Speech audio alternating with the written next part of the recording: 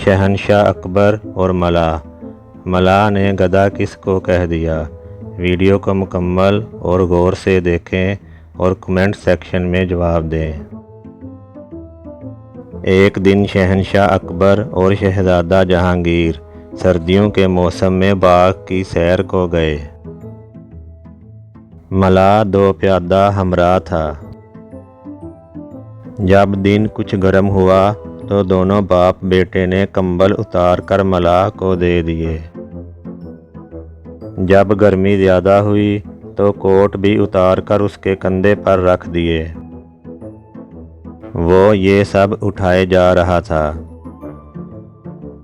बादशाह ने बतौर खुशतबई कहा, मलाह बार खर बरदश्ता, यानी ए मलाह, तूने गधे का बोझ उठा रखा है।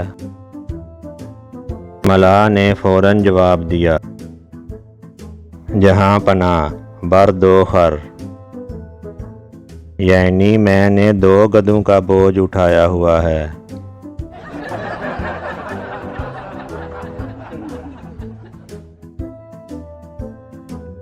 उम्मीद है आपको ये वीडियो पसंद आई होगी।